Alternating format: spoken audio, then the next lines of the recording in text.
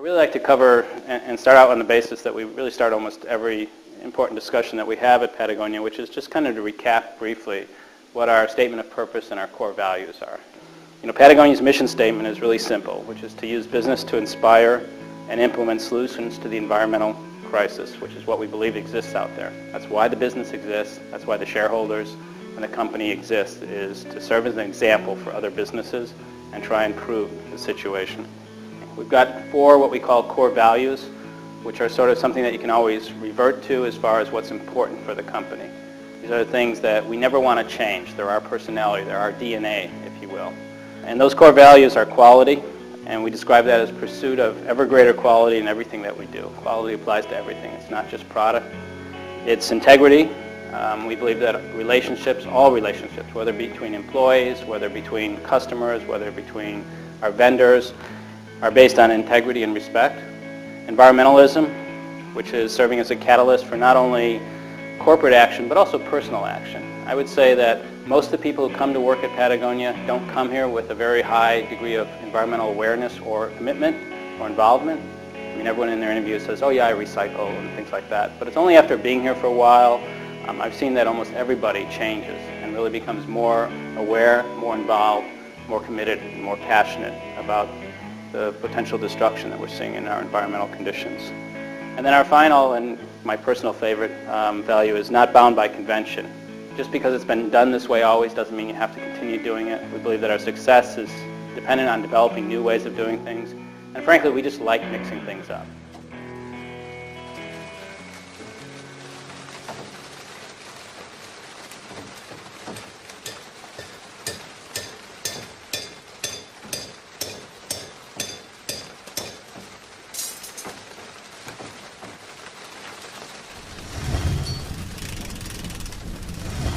It all started in my old forge in Ventura, California in the early 60s. It was a crude little shop, but we were making the world's best climbing equipment. You know, we were making stuff for ourselves, number one, and we happened to be on the kind of the cutting edge of climbing at the time. None of us wanted to be businessmen, that's for sure. Had to do something just to support our climbing habits and surfing habits. I hired kind of dirtbag friends who were climbers and surfers and stuff, and every time the surf come up, we'd all abandon the shop and go surfing. When we were working out here, before we had any retail, climbers would just drop in and, you know, kind of interrupt work, and because they wanted to buy some pitons and carabiners and stuff. So we started our first retail store right there.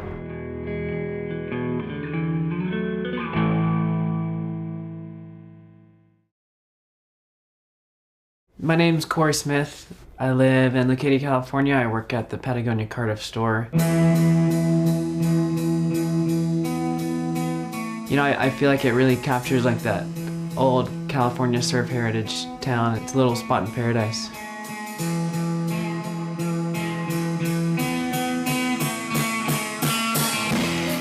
My first time actually seeing the Cardiff store, I was living in New York and took a trip down to Baja, and on our way up we came and visited the shop, and I pretty much knew immediately I had to transfer and get over there as soon as possible. The ocean breeze is always coming in and out of the store, and you know, we have that patio space that's really nice to have lunch on, and Roy's always super encouraging about surfing on your lunch break or before and after work.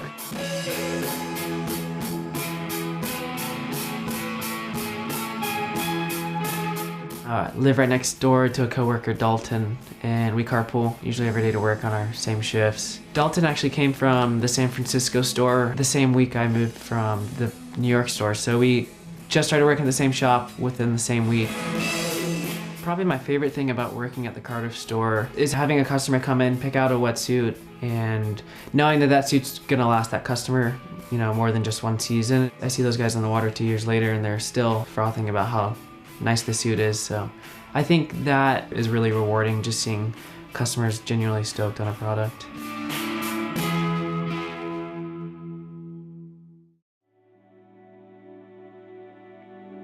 I've worked retail for a long time, but I've never worked in a retail environment like this until I came to Patagonia. You're not working just to sell units. You're not a number who's got to produce a certain amount of sales. You're doing something you believe in, you know, and it's not just a job and you can't wait to get off work, you know, and it's inspiring.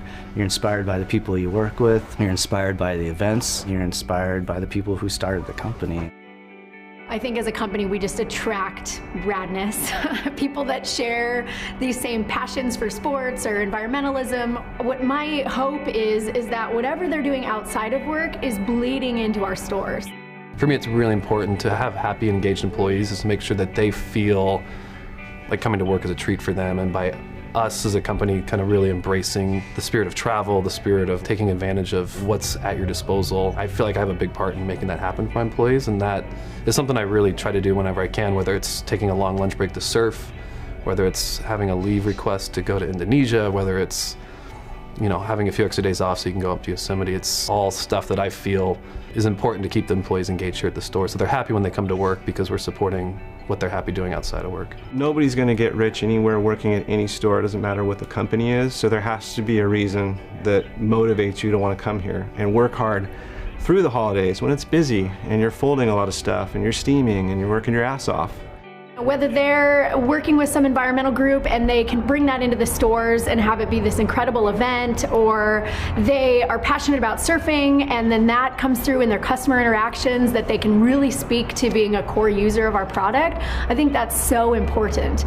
And it's something I appreciate about the kind of people we bring into the stores. I was watching all these awesome events happen at the store and seeing how easy it was to make something happen.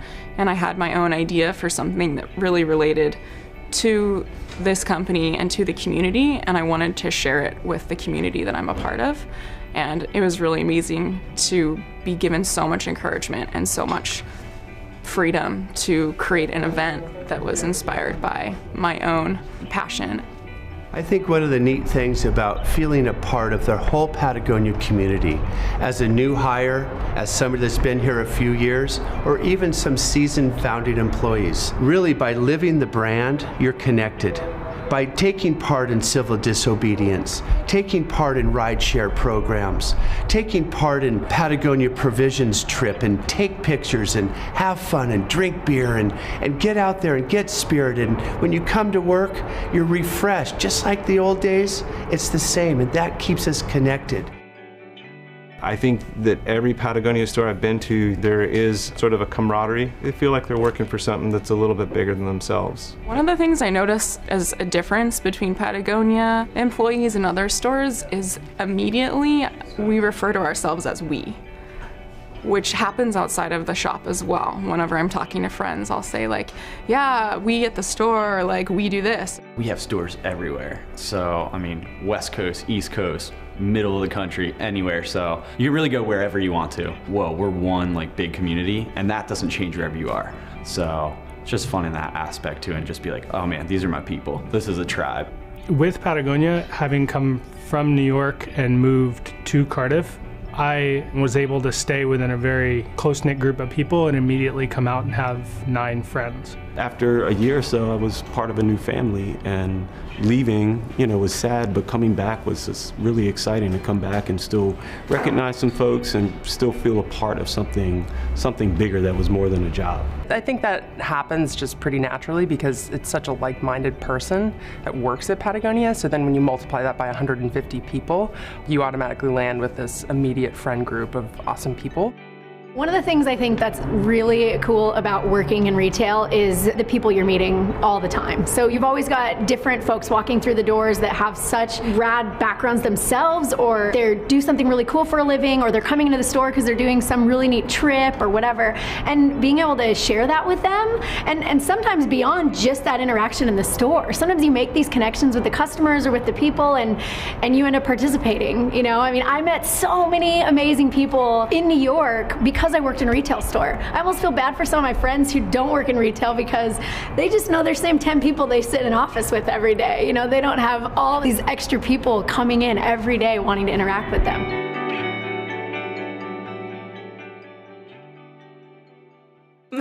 My name's Liz Johnson.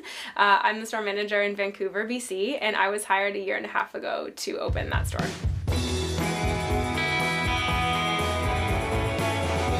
We're sitting in my kitchen right now, which is a 45-foot wooden boat in Squamish, which is about an hour north of Vancouver. And I live here with my fiance Simon and our 3 dogs.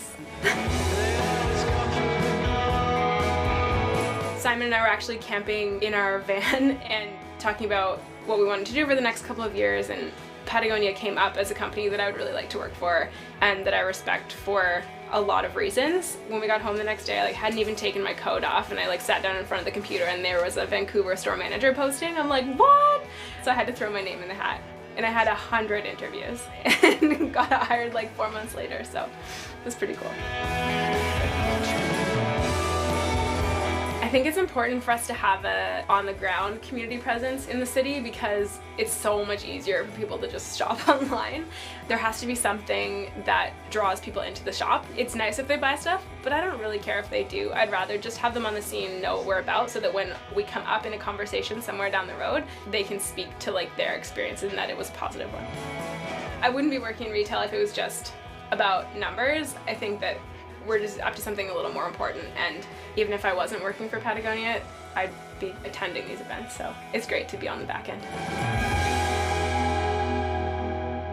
Melinda's vision for retail was always that these spaces should be a gift to the community. And I think now when we look back at what she might have meant by that, it's less about the physical space, because that's a given. We're putting so much energy into the look and feel of our spaces as we build them. But it's more about what that space means to the community around it. And that's in the event programming, that's in what the experience is for the customer when they come in the door, and what they really represent in the local neighborhoods. I know the Chenards really do want to see the stores be gifts to their communities, and since I've been here, and even before that, I think we've really embraced that as a store. We really want this to be more than just a place where people come to spend money. We want to be a place where people come to be informed, they come to be outfitted for trips, they come to even just catch up, see how the surf was, get advice on surf trips and things like that. So really our involvement in the surf community with the things we do, like the events and board swaps and guest speakers with Jerry Lopez and things like that, are really just to give back to the community for all the support they give us, whether it's sales or just coming out to those events. So I think it's what makes the store so special to the community. Finding the way into the local community is the most important thing we do as a retailer, because if it were just about the product, if it were just about getting gear, then people could go online. Being relevant in our individual communities and authentic is about the best thing we can do. And the authenticity, I think, is what only the people that work here can know or define. It's what does it mean to be a New Yorker? What does it mean to be going on the subway with your surfboard or taking a bus to the mountains? Only the people that live and breathe and do that resonates for them. And so as a result, whether it's our event programming that we're doing in the stores or even just the conversations that we have with our customers are gonna be real and honest about our individual pursuits as well as the things they're interested in. And that's not something that you can get just from purchasing the product. It is experiential and it should be very community bound. People love our brick and mortar stores mostly because it's their opportunity to engage with Patagonia. Online is great and there's a lot of great imagery and they can shop, but you can't get that kind of emotional connection as you can when you come in and you talk to people that work at Patagonia that are passionate about it. You can interact with our brand through events, through touching and feeling the merchandise. It's literally about piquing your senses when you're in our stores and having that emotional interaction, and that's what brick and mortar is all about. Right from the get-go, we did a lot of community events, and we had all those really kind of speak to the surf community.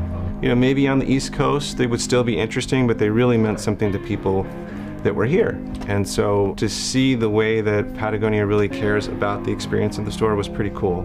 And at the end of the day, to know that a little bit of what you're doing is going to go to something that's going to make an impact somewhere, super cool. We got to meet a lot of really interesting environmental organizations that I live here in the community. I didn't even know about these groups. And if I hadn't worked here, I may not have ever known about them. So we had the ability to share those with the customers and get people involved beyond just the free movie night or slideshows are really fun and they're good culturally. But when you can go to the next step, work with groups, and actually have the staff get involved, they are excited about coming to work every day. I came from our principal climbing store, and we had a great staff that was able to get everyone out, head up to the gunks. We had amazing events, and I was able to meet a lot of the ambassadors. You really got to see, from the customers coming in and asking questions to the employees, all of the history that is tied into the climbing community with Patagonia. And then equally coming out here, kind of a running joke with these guys, I kept a list of the people that I met in the first month, which was probably a top 5 of the surfing world, and they just kind of keep walking through the door very casually. For us being a little more surf specific, we get a ton of the customers who are going on surf trips and are stoked on their trunks, their suits, whatever else we get them, but they come back and they're just so enthralled by the experience they had and how our gear helped them get there that they feel like they need to come out of their way, bring us a card, show them a photo of their trip and how amazing it was. So I feel like our involvement in the community is so insane that we really take a lot of pride in calling a lot of our customers friends at the stores, and just they're supporters of the events, they're supporters of the films we do, the projects we're working on. They're here at all those events wanting to know how they can help support what we're doing as a brand, so it's cool. Patagonia sets itself apart from other retailers simply because we want you to come in and be a part of the family. It's not about, hey, come in and spend all your dough. That's a great bonus, but really it's about come in and hang out with us, be a part of the brand, see what we're about, what's our environmental mission, how can you be a part of the community. I think, coming into our stores is really about like coming over to your friend's house. Like, it's about hanging out and seeing what's up and finding some cool gear. It's not about, making the almighty dollar. I'm Mara Burns, and I'm the store manager of Patagonia Meatpacking, and I've been there coming up on 3 years this summer. I went to the opening party, and I was just like, this store is beautiful, like these people are all really nice. I applied for a job and then waited for them to have a position open.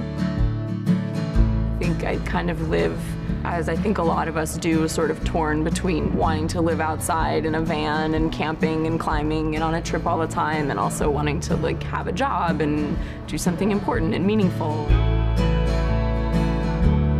What I really like about Patagonia Meatpacking is that I feel really empowered to help customers leave happy and take care of them, and I don't have to constantly be asking for help or permission. I really feel like I have the tools to help everyone and get them psyched. When we have this conversation about customer service and all, the thing I like to point out to people is what we're going to be talking about a lot of times is where do we want to go, not necessarily where are we today. Customer service is a pursuit, I believe. It's never something you actually achieve. You never achieve excellence in customer service. It's not possible. But it's something that you can continually improve, and it's a continual quest. One of the things I always ask people during their interview is, what's an example of really good customer service you received at a store? And inevitably they hem and haw and kind of, try to come up with something, and it ends up being like, oh, I went to the store and I had a return, and all I needed was my receipt, and they gave me my money back, and it was super easy and it was great. And you're like, well, that's what it should be. That to me just seems like a standard that's just the absence of bad customer service. And so I always challenge people to think about, what's going to really elevate the customer experience when they're in the store. And I think for them to start as a brand new employee and always have that in the back of their mind, that the service they're providing shouldn't just be the absence of bad, but it should be something exceptional. Treat people the way you'd want to be treated when they come in the store. It's your house, you're the host. It's really all about, hey, what do you need and what can I get for you? And I will make sure that happens to the best of my ability. Whether that's, I'm going to repair your jacket for you because you love it and you're connected to it, or I'm going to get you into something new, or I'm going to find that item that you can't find anywhere else, and I'm going to get it for you, and I'm going to get it to you as fast as I can. Good customer service is something that makes somebody feel welcome, want to come back, and really makes them feel like their experience in the store wasn't a shopping experience, but a good part of their day. It makes people want to come in here to talk to us, to tell them about what they're doing, to sort of celebrate the things that go on in life, whether that's not being cold, walking to work on a February New York City day, whether it's somebody's rafting trip where they've never been to the Grand Canyon and they're going down to Colorado. It's celebrating those type of things while also giving a sense of community.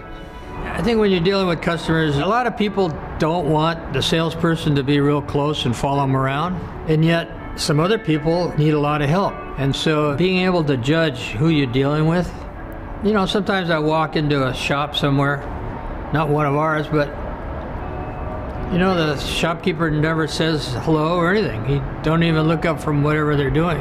You want somebody to just say hello and, you know, let me know if you need some help.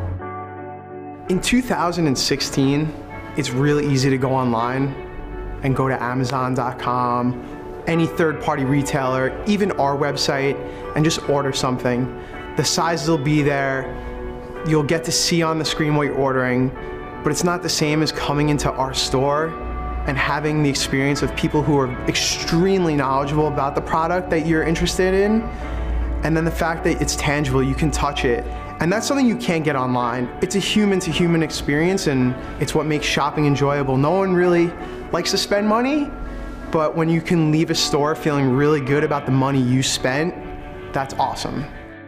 We have a different spin on things. I think we have a different expectation for how people are going to interact with our customers that are coming through. And it goes back to the experience we really want that customer to have in the stores. So whether they're walking in and they're on a mission for something specific and we're helping facilitate that, or we're maybe even just helping them hone in on what do you already have in your bag at home that could serve the same purpose, and what is it you need? People who walk in are treated with respect, no matter who they are. And you know, it's like we do what we do every day because great customer service is what we're here to do. Our interactions with people tend to be genuine in a way that's not transactional. We want to know really what people are after. Folks who, especially living in New York City, have some exposure to the outdoors, but not a ton. So they're coming in with sometimes a little bit of trepidation, sometimes with a little bit of knowledge, and it's really a matter of repackaging what people know and the experiences they have, filtering it through what our staff knows about our product and their own experiences, and providing them with a solution that's fairly unique to them in terms of what they're actually wearing, where they're going, and what they're doing. And you don't really get that from the standard kind of stock interactions you find at a lot of other stores about just getting sizes. For us, it's really about application being right for a person, and to do that, you have to get to know them. And the crux of our customer service is always about making sure people are satisfied. That's what's in the guarantee, is that particular verbiage of satisfaction. Almost whatever it takes for somebody to leave satisfied is what we should be doing. People want to buy from somebody they know, if possible. If we can give that feeling like they're part of the family, I think that works pretty good. I think there's no handbook or policy that we utilize because it puts people in a position to feel like there are mistakes to be made. And of course there are mistakes to be made. We're all going to be on a different learning track. We'll figure out as we go along, but it's when we make mistakes, it's when we stumble and fall that we actually get to be the most creative. You know, we leave a sensor tag on a garment and it's in Italy now. What do we do to resolve that for the person? Or, you know, someone is charged the wrong amount and then you feel terrible because you know, they came in expecting a sale. So you need to be empathetic to their feelings, but then again, that's when not being bound by convention begins, is what are the possible solutions to this problem that are gonna make this person psyched to come back and hang out with us again.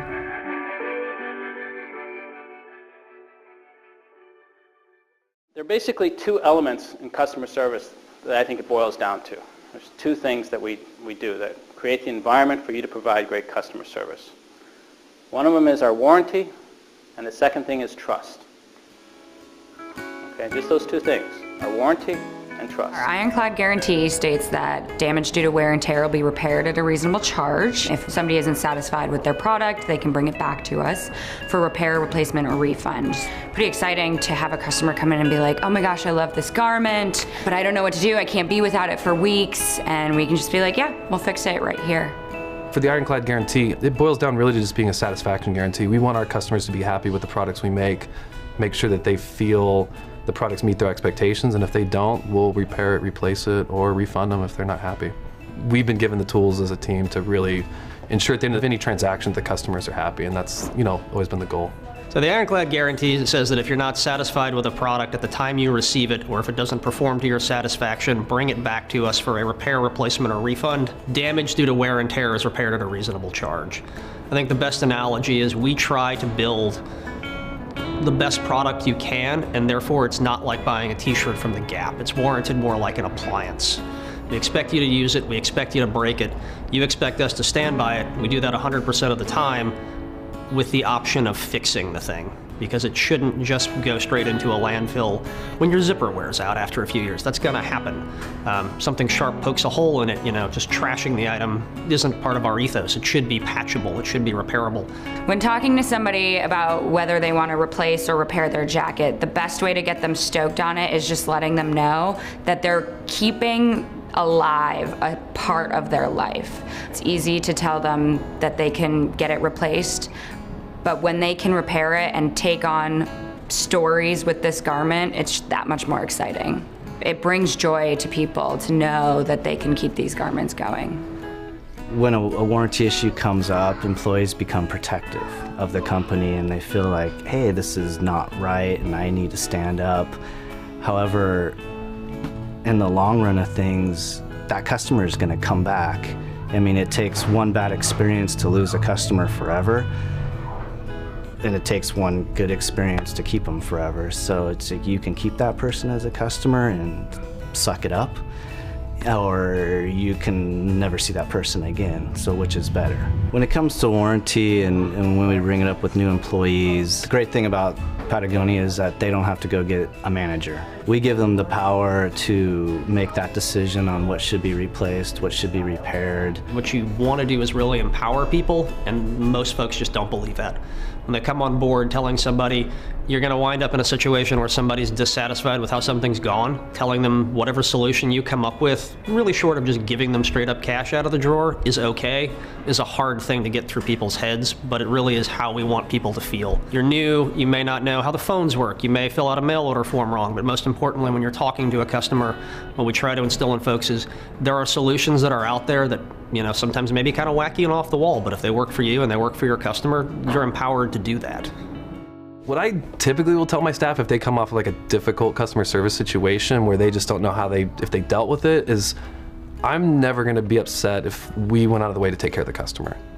Using those return situations as education processes, not only for yourself, but more for the customer. That educate and replace is so critical in terms of using that opportunity with a customer who's not happy with a product, find out what we need to do to make them happy and get them into the right gear. So I think that's a big component of it. That's a key part of that whole warranty kind of replacement and satisfaction guarantee. I think people can get a little defensive about the money portion of it. They feel like we're giving away a $300 jacket, but when you start looking at the cost of that jacket for us to manufacture versus the customer satisfaction and how you can turn those customers not only into repeat customers, just into lifelong customers, like you can't really put a value on that.